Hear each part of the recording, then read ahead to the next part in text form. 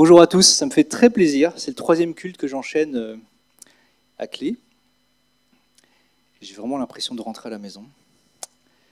Ça me fait vraiment très plaisir.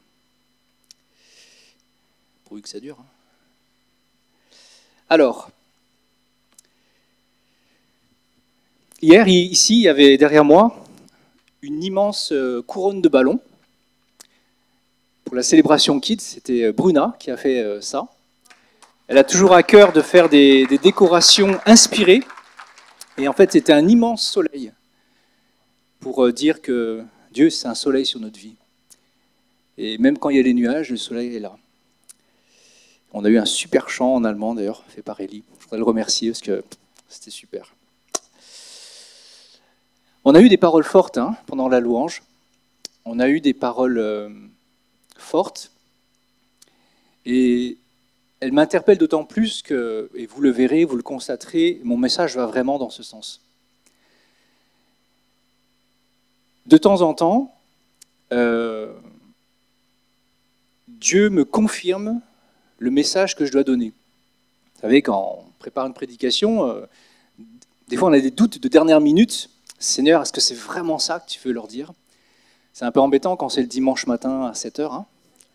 Et là, ce matin, alors, je n'étais pas complètement dans le doute, mais quand même, Seigneur, est-ce que c'est ça que tu veux dire? Et j'ai eu une lecture de la Bible, c'était ma prédication. Donc, j'ai la conviction ce matin que Dieu a une parole vraiment particulière pour notre Église et dans la foulée de ce qu'on a entendu. Donc, j'appelle votre attention, notre attention. Alors, vendredi dernier, on a eu donc notre dernière visio, ou peut-être la dernière de... On va peut-être continuer d'ailleurs. Vous savez, on avait ces rendez-vous, le temps du jeûne, 12h30, 13h, et puis on a lu les actes ensemble.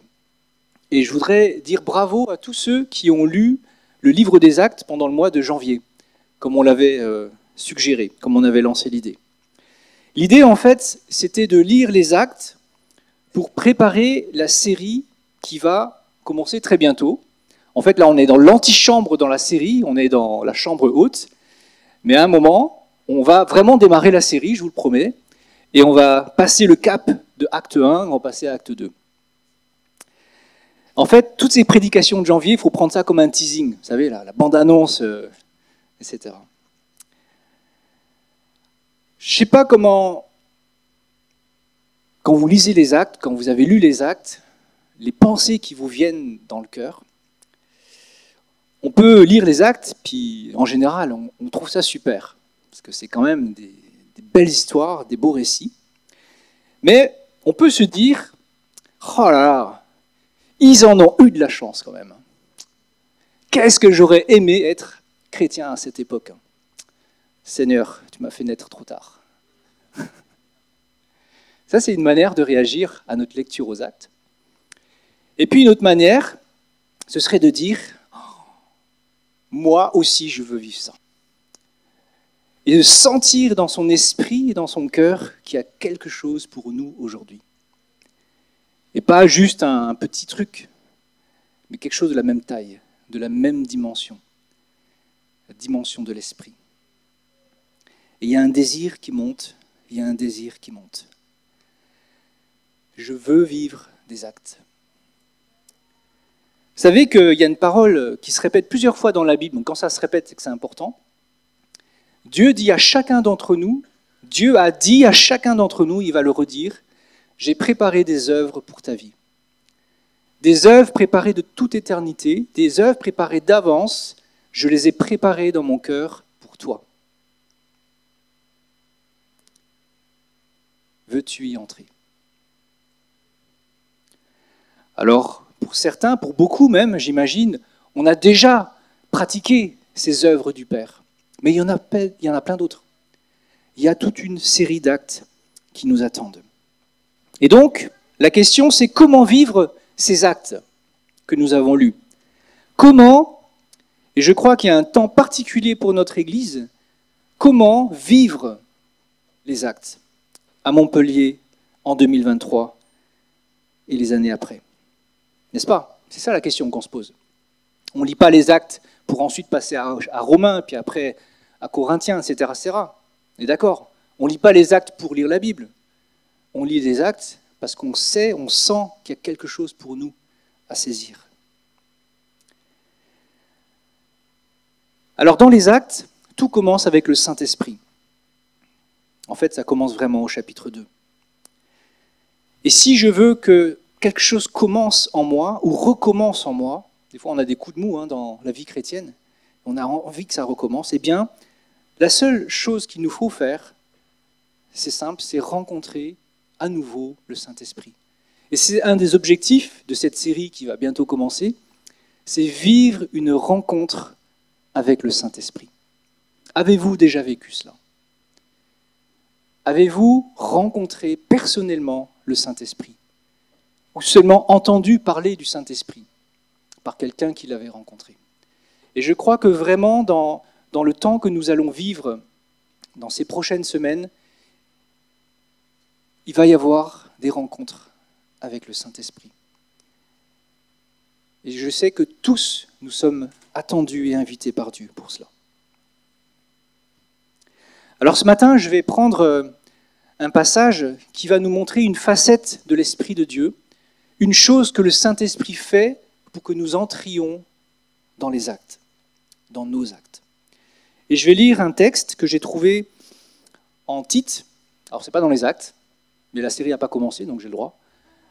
Tite 3, 3 à 8. Nous aussi, nous étions autrefois insensés, désobéissants, égarés, asservis à toute espèce de désir et de passion, vivant dans la méchanceté et dans l'envie, odieux et nous haïssant les uns les autres. Mais lorsque la bonté de Dieu, notre Sauveur, et son amour pour les hommes ont été manifestés, il nous a sauvés. Non parce que nous aurions fait des œuvres de justice, mais en vertu de sa propre compassion, par le bain de la nouvelle naissance et le renouveau du Saint-Esprit. Et il l'a répandu avec nous, sur nous, avec abondance, par Jésus-Christ notre Sauveur, afin que, justifiés par sa grâce, nous devenions héritiers dans l'espérance de la vie éternelle. Et Paul rajoute, cette parole est certaine, et je veux que tu insistes là-dessus, afin que ceux qui ont cru en Dieu s'appliquent à exceller dans les œuvres bonnes. Les actes, ce sont ces œuvres bonnes. Et Paul insiste, je veux que tu insistes là-dessus. Et je crois qu'il y a vraiment une parole pour nous ce matin. Nous étions insensés, désobéissants, égarés, asservis à toute espèce de désir. La Bible a ceci de précieux, c'est qu'elle nous parle avec beaucoup de franchise. Elle sait nous dire exactement notre cœur. On revient tous de loin. Et quand Dieu décrit le péché, les mots sont toujours forts. Parce que le péché, c'est un fléau qui bousille notre vie. Et il ne faut pas le minimiser. Il ne faut pas le restreindre. Il faut voir l'horreur du péché dans notre vie.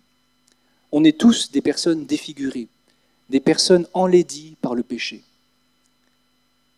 Et cela, c'est le Saint-Esprit qui nous le révèle. Il nous a sauvés non par des œuvres de justice, parce qu'aucune bonne œuvre ne peut me donner la justice de Dieu. Il n'y a qu'une seule œuvre, c'est celle... dans l'église à 7, il y a une croix là. La croix, imaginez la croix. Une seule œuvre, c'est l'œuvre qui a été faite à la croix, celle de Jésus-Christ. C'est seulement cette œuvre-là qui compte pour amener la paix de Dieu, la justice de Dieu dans mon cœur, sur ma vie, et plus encore dans ma conscience. Dans ma conscience. Et puis ce texte nous parle du bain de la nouvelle naissance et du renouveau du Saint-Esprit.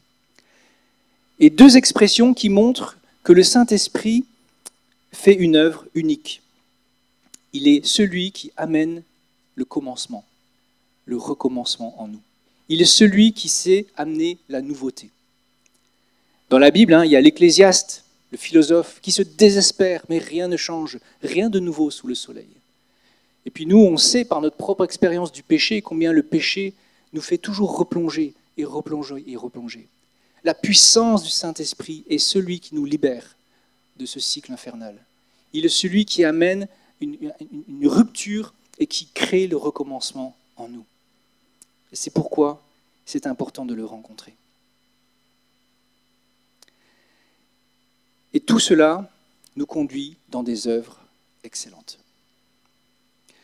Alors ce matin, je voulais m'arrêter sur un verset de ce que j'ai lu, un verset qui a vraiment touché mon cœur et je trouve rejoint bien ce que Nadia partageait au début. C'est le verset 6 et 7. « Il l'a répandu sur nous avec abondance. » Dieu, le Père, a répandu le Saint-Esprit avec abondance sur nous, par Jésus-Christ, à cause de cette œuvre de la croix, afin que, justifiés par sa grâce, nous devenions héritiers dans l'espérance de la vie éternelle. Nous recevons en abondance. C'est vraiment le verset, la partie qui m'est revenue sans cesse tout au long de cette semaine, avant même que je sache que je devais prêcher ce message. Vous savez, quand vous lisez un texte et puis d'un coup le texte vous prend et puis vous lâche pas, et la phrase revient dans votre esprit, dans votre cœur, encore et encore et encore. Il l'a répandu avec abondance. Si je veux résumer ce que je crois, ce que Dieu veut nous dire, c'est ça. Il veut répandre son Saint-Esprit en abondance dans ta vie, dans ma vie, sur nous. Pas juste te donner le Saint-Esprit, pas juste te donner un petit peu. Il veut l'abondance de son esprit en nous. Mais pour cela, le problème en fait, c'est pas que Dieu donne pas assez, c'est que nous ne sommes pas capables de boire assez, de recevoir assez. Le problème n'est pas l'abondance, le problème c'est la soif. Et je suis persuadé que ce que Dieu est en train de faire, dimanche après dimanche, c'est qu'il est en train de dilater notre esprit, afin que nous puissions boire de plus en plus, que nous puissions recevoir cette abondance que Dieu veut donner. Et je crois que c'est vraiment ça qui est en train de se passer, dimanche après dimanche. Nous, on voudrait que ça vienne d'un coup, comme dans les actes, mais peut-être que ça vient progressivement, puis je pense à un moment ça va venir d'un coup, mais c'est comme s'il y a une soif qui augmente, quelque chose qui monte, parce que Dieu veut donner en abondance le Saint-Esprit. Le croyez-vous ? Moi, je le crois de tout mon cœur. Ce mot abondance signifie littéralement richesse, richement, parce que le Saint-Esprit veut nous amener, nous conduire dans une vie riche. Le Saint-Esprit veut nous conduire dans une vie où on voit avec nos yeux les trésors que Dieu place dans notre vie. Et pourquoi déverse-t-il cette abondance ? Afin de devenir héritier. Et on voit bien dans ce verset 6 et 7 qu'il y a deux étapes dans la vie d'un chrétien. Je ne sais pas si vous êtes conscient d'avoir vécu deux étapes. La première étape, c'est justifié par sa grâce. Il l'a répandu avec abondance par Jésus-Christ, afin que justifié par sa grâce. C'est la première étape. Nous sommes justifiés. Dieu a mis cette justice en nous, la paix dans ma conscience, dans mon cœur, dans mon esprit. Je suis en paix avec Dieu. Je suis juste aux yeux de Dieu. Et c'est par sa grâce, ce n'est pas par mes œuvres. Mais ça ne s'arrête pas là. Afin de devenir héritier. Afin que nous devenions héritiers. Et le Saint-Esprit est celui qui nous pousse à devenir héritiers.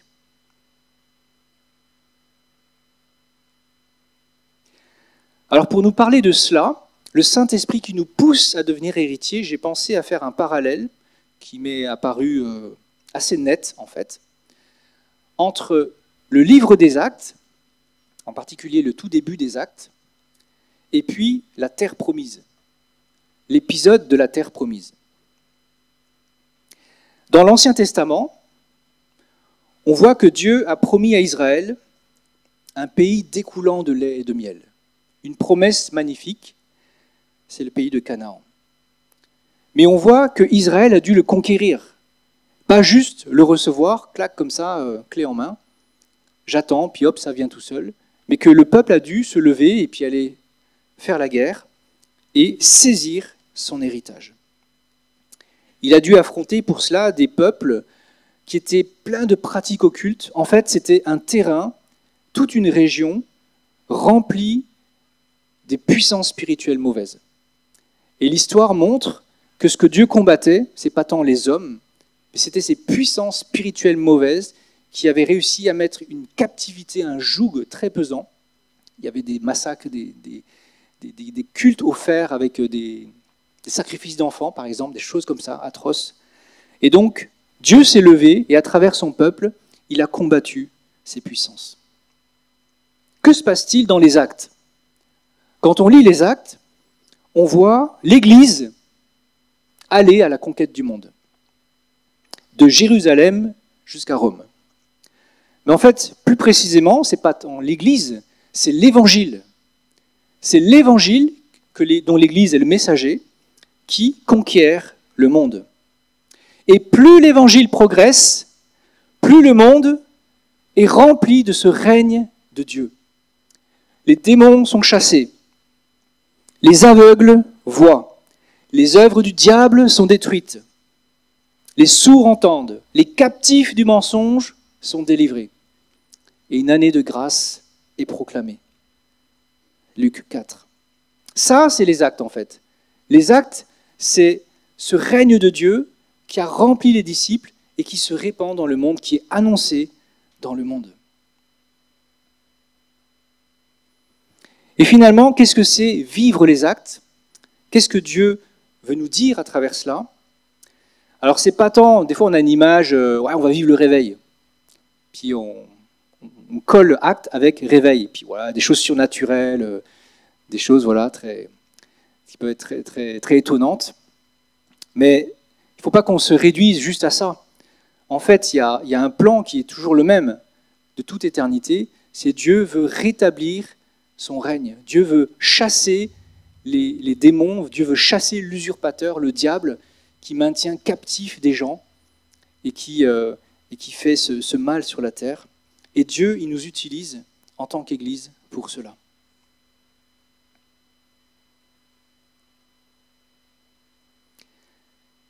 Et donc c'est ça qui est en train de se jouer, en fait. Dans Montpellier, il y a des ténèbres. Sur les gens qu'on côtoie tous les jours, il y a des ténèbres. Et on sait bien qu'on est limité. On se connaît, n'est-ce pas? Mais il faut qu'on comprenne le plan de Dieu. Dieu veut amener sa puissance sur ces ténèbres pour la briser. Dieu veut amener sa lumière dans ces ténèbres profondes. Et ça, il veut le faire avec nous. Alors, j'ai trouvé qu'il y avait un parallèle entre Actes et la terre promise, parce que pour moi, l'Église et les disciples, au tout début des Actes, Acte 1, vous savez, ils sont là, dans la chambre haute, le Saint-Esprit n'est pas encore descendu, eh bien, ils sont aux portes des Actes, en fait. Ils sont prêts de commencer leurs actes. Et c'est comme Israël, dans le désert, vous savez, il est sorti d'Égypte, le peuple, et puis il arrive aux portes de Canaan, et puis ils sont là, et ils attendent aussi. Ils sont entre justifiés, mais ils ne sont pas encore héritiers. Alors je voulais, pour ceux qui ne connaissent pas trop, vous rappeler brièvement l'histoire de l'Exode, donner un peu de contexte. Le peuple de Dieu était prisonnier 400 ans en Égypte. Ils étaient esclaves en Égypte. Et quand Dieu a vu son peuple dans cet esclavage, il a envoyé un sauveur, Moïse. Et donc, par les 10 plaies d'Égypte, des actions naturelles, il a fait sortir son peuple d'Égypte. Et il l'a donc délivré de l'esclavage dans lequel le maintenait Pharaon et son peuple. Et puis le peuple est guidé par une nuée de feu, qui symbolisait l'esprit, et il est conduit dans le désert. Et dans ce désert, il arrive au mont Sinaï, il rencontre Dieu, temps très fort, et puis ensuite, il se dirige vers sa terre promise, Canaan. Et là, quand il arrive au bord de cette terre promise, il se passe un drame.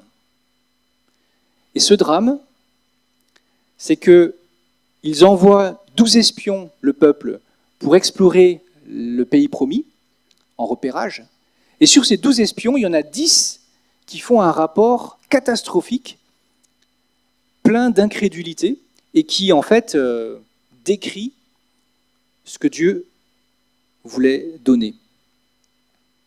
Ils disent oui, effectivement, c'est bien un pays découlant de lait et de miel, mais il y a des guerriers féroces, il y a des géants, il y a des villes imprenables, et nous, qu'est-ce qu'on est? Nous, on n'est rien, on n'est que des sauterelles devant eux. Et à force de se plaindre, de discréditer, le peuple arrive à dire à Dieu, mais pourquoi tu nous as fait sortir d'Égypte? C'est le comble quand même de l'incrédulité. Et c'est un exemple énorme dans la Bible.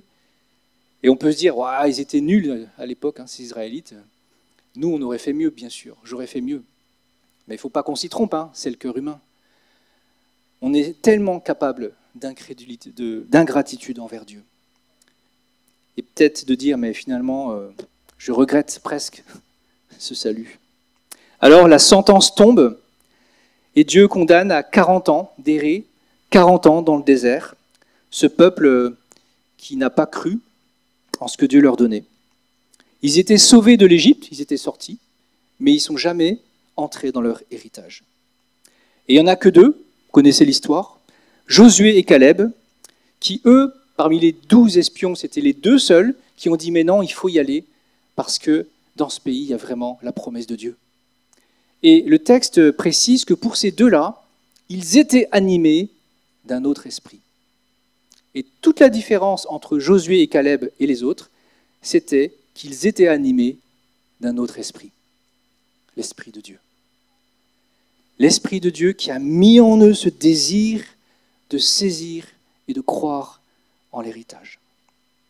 Il l'a répandu avec abondance afin que nous devenions héritiers. Il l'a répandu avec abondance afin que nous ayons la force, le courage et le désir de devenir héritiers, de saisir l'héritage que Dieu a pour nous. Et ce qui m'a interpellé en préparant ce message, c'est que cette histoire, elle est citée 2 fois dans le Nouveau Testament, par Paul chez les Corinthiens et par l'Épître aux Hébreux.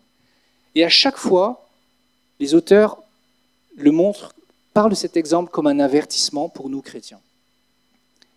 C'est pour ça que je trouve tout à fait légitime de parler de cette histoire maintenant. Je crois qu'il y a comme un avertissement au peuple de Dieu. Ne répétez pas l'erreur qu'ils ont commise, parce qu'ils ne sont pas entrés dans leur héritage. Ils sont restés dans un désert. Et je crois que pour nous, où nous en sommes aujourd'hui, par rapport à cette série sur les actes, le Saint-Esprit nous presse d'entrer dans des nouveaux actes.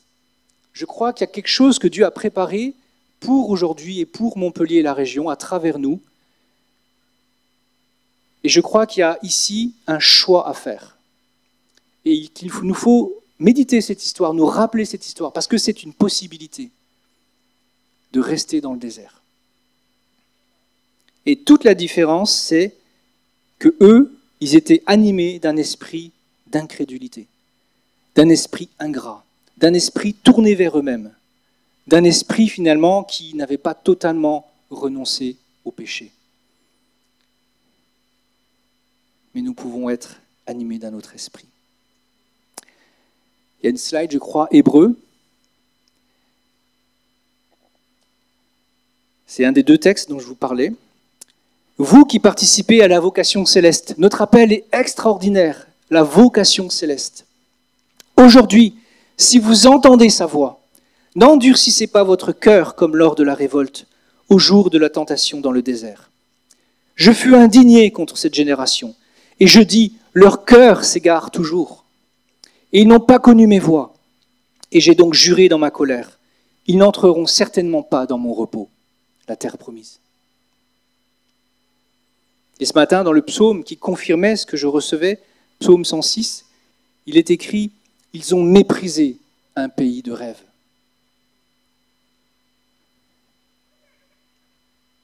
Le défi des actes, pour nous, c'est d'entrer dans les actes. Ce n'est pas juste de les lire, ce n'est pas juste de dire « je suis d'accord ». Ils en ont eu de la chance. Le défi des actes, c'est de moi aussi entrer, plus encore, d'avancer, de progresser dans les actes que le Père a préparés d'avance pour moi. On peut se contenter d'être justifié. On est sauvé et rester bloqué dans le désert. Et on passe à côté de ce que Dieu a prévu.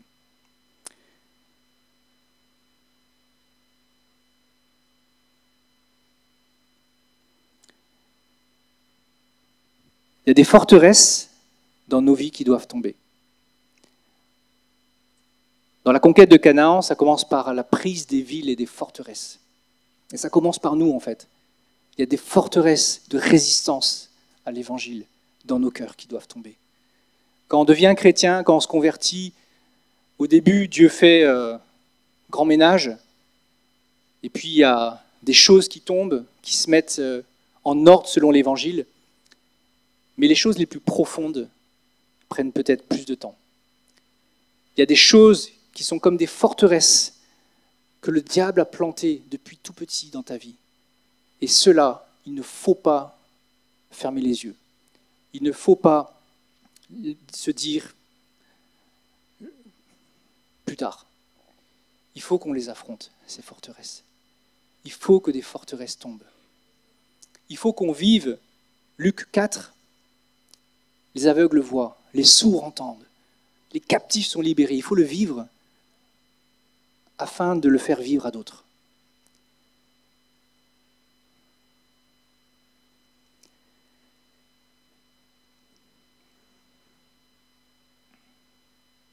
Il l'a répandu sur nous avec abondance, afin que nous devenions héritiers.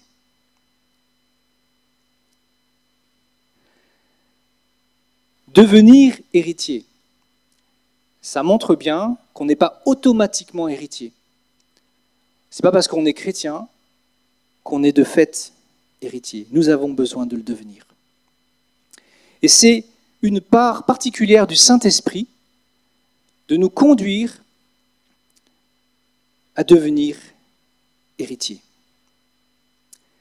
Quel était le problème du peuple d'Israël? Pourquoi il a échoué aux portes de Canaan? Ce peuple avait grandi en Égypte, et en Égypte, ils étaient esclaves.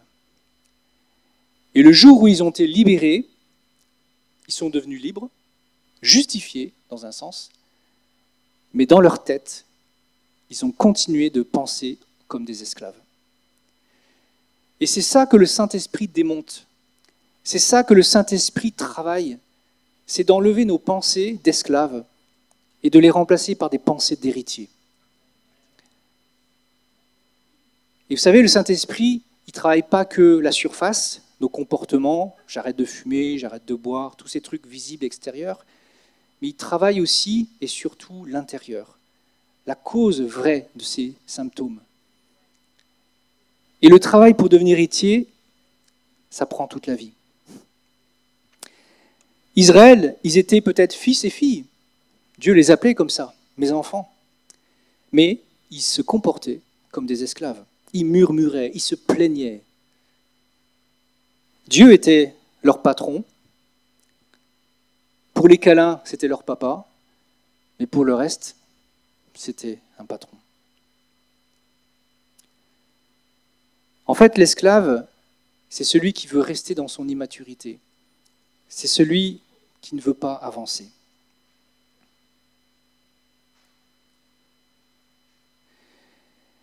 Alors j'ai conscience que c'est pas marrant d'écouter un message comme ça, de dire ah ben mince alors. Mais je crois que c'est des choses sérieuses en fait. Et il faut juste, je dis pas ça pour nous accuser, etc. Mais il faut qu'on se mette devant une glace et puis qu'on soit honnête avec nous-mêmes. Où est-ce que j'en suis par rapport à ça? Parce que la Bible, elle est ultra claire. L'héritier n'entrera pas dans la terre promise. Ah, vous suivez, hein, c'est bon. Il faut vérifier des fois. Comme je ne vous vois pas, j'ai la lumière dans... Ils dorment tous. Dieu éduque ses enfants. Parce qu'il m'aime, Dieu me corrige. Et en fait, pour sortir et être extrait de cette mentalité d'esclave, j'ai absolument besoin que mon Père me corrige. C'est facile d'aller dans les bras du Père pour un câlin, pour une consolation, faire le plein de sécurité, d'amour. Mais que se passe-t-il quand Dieu me reprend? Que se passe-t-il quand mon péché est pointé? Que se passe-t-il quand Dieu envoie un frère, une sœur, et il me dit, Toine, là, ça ne va pas. Qu'est-ce qui se passe? Est-ce que vous répondez comme cet Israélite qui a répondu à Moïse, mais t'es qui toi pour me dire ça? T'es qui pour me juger? Et là, on voit tout de suite l'esclave, la chair, le côté rebelle, le côté pas à Dieu qui peut ressortir tout de suite. On a absolument besoin d'accepter la correction de Dieu. Et une observation, c'est que Dieu utilise souvent les autres. Vous savez, des fois on a envie d'être corrigé, mais seulement dans le lieu secret. Voilà, Dieu, il y a une voix, il y a des anges qui descendent, et puis on dit, là, ça ira. Si Dieu me parle comme ça va. Mais quand c'est le frère que presque je méprise un peu, en fait, parce que c'est qui lui, puis moi je suis meilleur que lui, puis il vient de me dire des choses. Et vous savez, Dieu fait exprès de faire ça pour ton humilité. C'est un test d'humilité d'être repris par quelqu'un qui, à tes yeux, te semblerait moins bien. Ça, c'est Calvin qui disait pour les pasteurs, les prédicateurs, ça m'a beaucoup encouragé, qu'en fait, Dieu ne choisit pas les meilleurs pour prêcher et pour être pasteur, il choisit un peu les moyens, voire les nuls, comme un test d'humilité pour tous les autres. Ça enlève la pression quand même, je trouve. Je peux être nul et ça va. C'est Dieu qui le veut. Je voulais vous raconter un petit témoignage de comment un jour Dieu m'a repris. J'étais jeune, dans les années 20, mes années 20. Ça fait quelques temps que j'avais eu mon permis et puis j'étais assez... vous savez, le danger du permis, c'est qu'à un moment, on sent la maîtrise, on sent qu'on maîtrise, puis du coup, on appuie sur le champignon. J'avais vraiment une tendance à rouler vite et à rouler pas comme il faut. Et puis, j'étais aussi très stressé. Et un jour, comme beaucoup de fois dans ma vie, je suis arrivé en retard à un rendez-vous avec un ami. Et donc, je roulais comme un fou. Et puis, j'arrive devant chez lui. Et là, je me gare sur son parking, mais comme un fou, à faire crisser les pneus presque, voilà. Et je sors de la voiture, et là, je tombe nez à nez avec un voisin, et le voisin, il était furax, et il m'a engueulé, excusez-moi, mais comme rarement dans ma vie, tout en restant poli, il ne m'a pas insulté, mais il m'a vraiment repris vertement. Et là, immédiatement, mais c'était immédiat, j'ai senti, Dieu me parle, j'ai senti, c'est de Dieu. Et le gars, c'était pas un chrétien. Hein. Et là, pour que je sois repris avec autant de force par un non-chrétien, je me dis, là, Toine, t'es tombé bien bas, là. Là, franchement, et du coup, j'étais un peu livide. C'est une expérience comme quoi Dieu nous reprend et il faut qu'on soit sensible à ça. Parce que c'est par amour qu'il le fait. Ça vient toucher notre ego, ça vient nous... on a envie de réagir, hein. C'est jamais marrant la correction. Mais c'est tellement important pour que je devienne un fils, pour que tu deviennes fils et fille. Sans cette correction, ta vie n'avancera pas. Sans cette correction, le fils et la fille qui est en toi ne se développera pas comme il faut. Quelque chose de fondamental te manquera. Et Dieu ne confiera pas son héritage à un enfant qui n'a pas reçu l'éducation. Et là, c'est notre choix. On a un choix à faire. Est-ce que je veux rester bloqué dans le désert ou est-ce que je veux rentrer, avancer?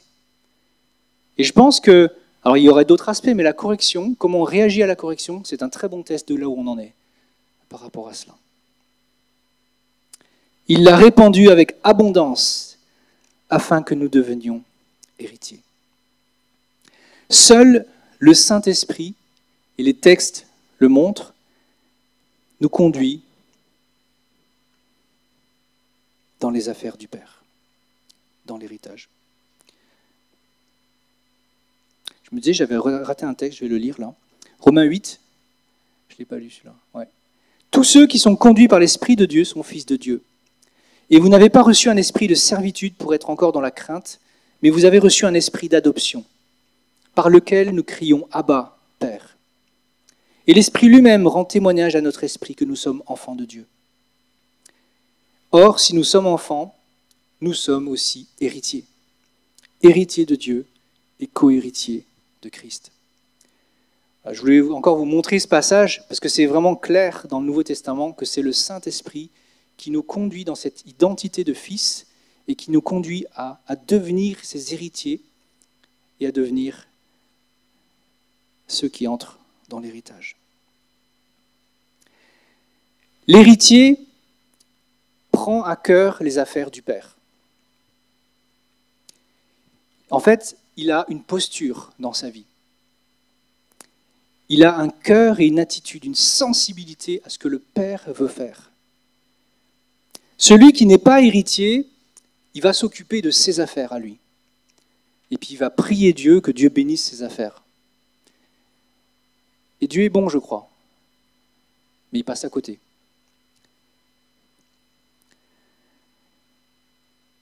Et une chose que je crois que Dieu veut faire en ce moment dans nos cœurs, c'est qu'il veut nous conduire plus loin dans le cœur du Père.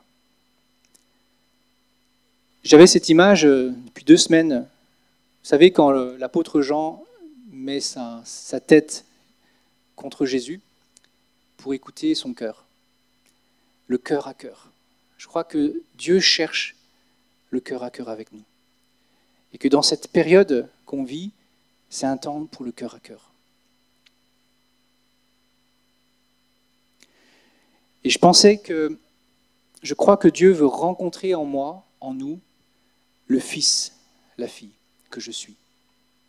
Dieu veut rencontrer le fils et la fille que je suis. Je peux être fils, fille, je le sais, mais cette vérité peut demeurer superficielle en moi. Elle est là, elle est posée, mais elle n'est pas rentrée profondément en moi. Et seul le Saint-Esprit peut nous conduire dans la profondeur. Et c'est son travail d'ailleurs, 1 Corinthiens 2. Il est celui qui nous conduit dans la profondeur de la vérité. Il est celui qui amène la vérité jusqu'à la division de l'âme et de l'esprit en nous.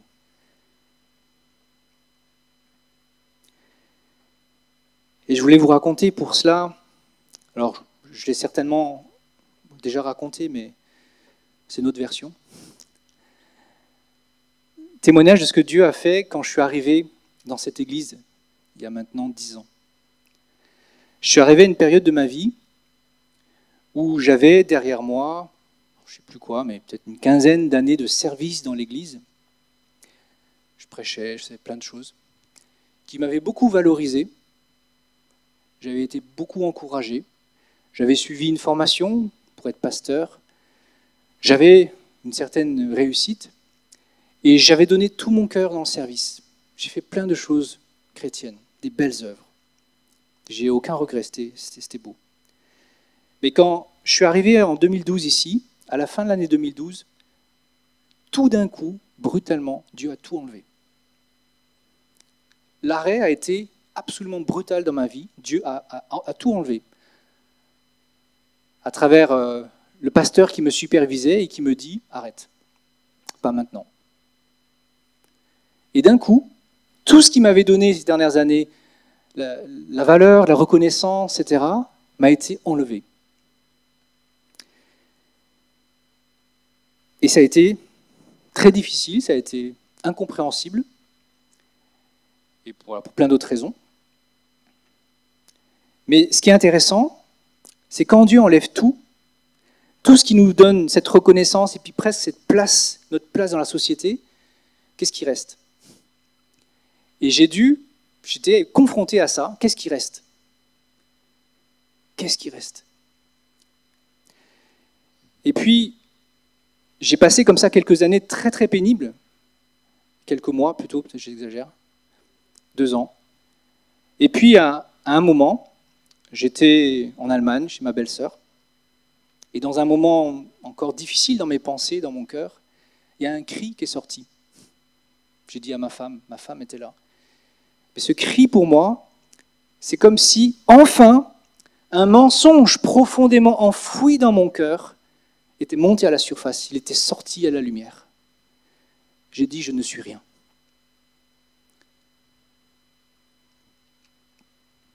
Dieu avait tout enlevé. Et moi, j'ai dit à ce moment-là, je ne suis rien. Je ne suis plus rien.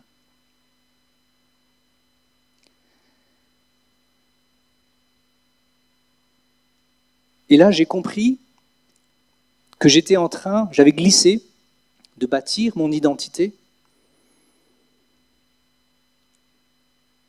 sur ce que je faisais et sur mes réussites, sur mes actes et sur mes réussites.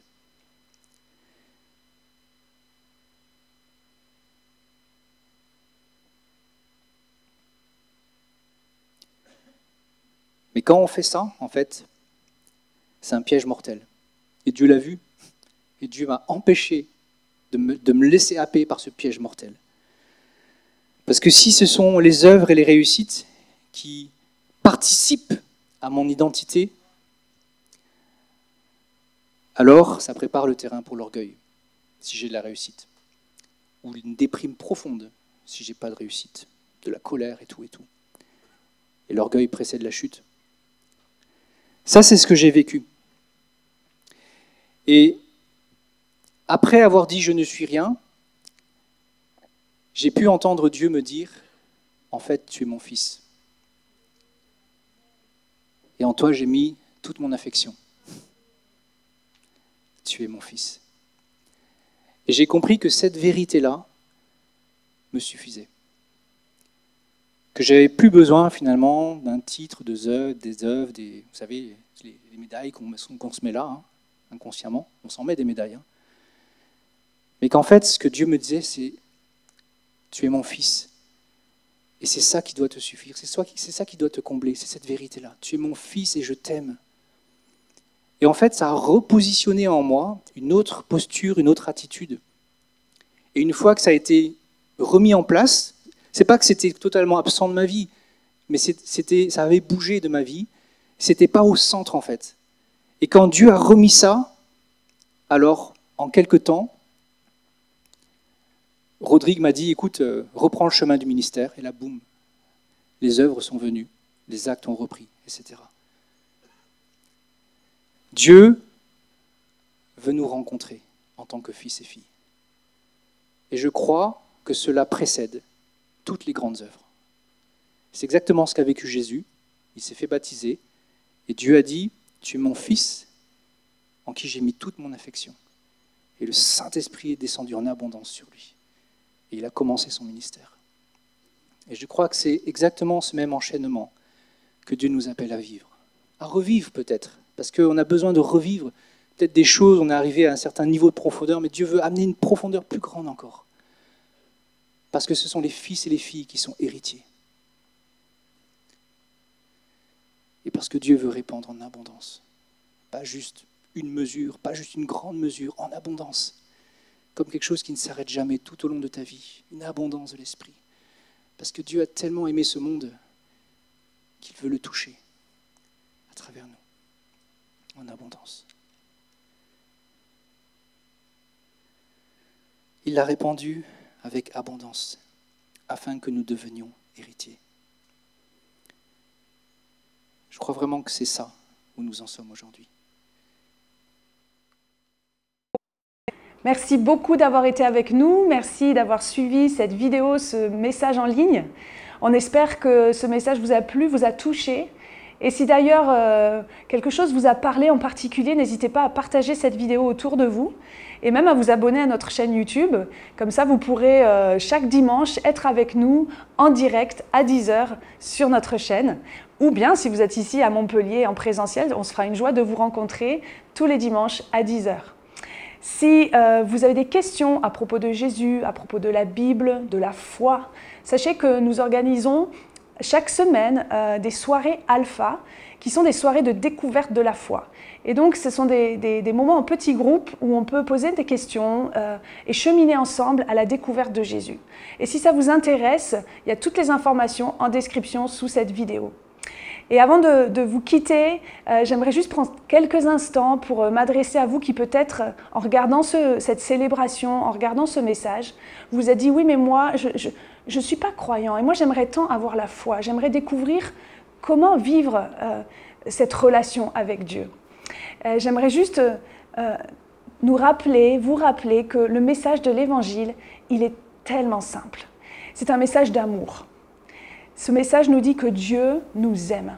Que non seulement Dieu, il existe, mais il nous connaît par notre nom et il nous aime. Et il veut être dans nos vies. Il veut être en relation avec nous. Et il nous aime tellement que ce qui fait barrage entre nous et Dieu, c'est-à-dire notre péché, il est venu jusqu'à nous pour le résoudre, ce problème. Et il a envoyé son Fils unique. C'est un verset dans la Bible qui dit ça. Car Dieu a tant aimé le monde qu'il a envoyé son Fils. Pour faire quoi? Pour mourir à notre place, pour prendre notre péché, pour nous débarrasser de ce péché qui est là, qui est comme un poids sur nos vies. Et il n'y a que Jésus qui peut nous débarrasser de ce péché. Il n'y a que Jésus qui peut nous pardonner de notre péché. Et donc, si vous voulez être en relation avec Dieu, si vous voulez connaître cet amour, je vous invite là où vous êtes, derrière votre écran, à faire cette démarche toute simple de dire « Dieu, si tu existes, révèle-toi à moi et pardonne-moi ». Et cette prière sincère, sachez que Dieu l'entend et que Dieu va enlever votre péché, va vous pardonner complètement, totalement, à 100%. Et que alors que vous avez fait cette prière, alors commence une nouvelle vie. Alors, quand on fait cette prière, notre cœur est bouleversé, notre cœur est changé. Et on vit ce que la Bible appelle la nouvelle naissance. Donc si vous avez pris cette décision aujourd'hui, n'hésitez pas à nous le faire savoir, n'hésitez pas à nous envoyer un email. Peut-être que vous avez besoin qu'on prie pour vous, qu'on vous accompagne, on sera vraiment une joie de le faire. Donc vous pouvez envoyer un email à l'adresse qui va s'afficher à l'écran, contact@egliseclé.fr. Voilà, je vous souhaite vraiment une excellente journée et puis on vous dit à bientôt et que Dieu vous bénisse.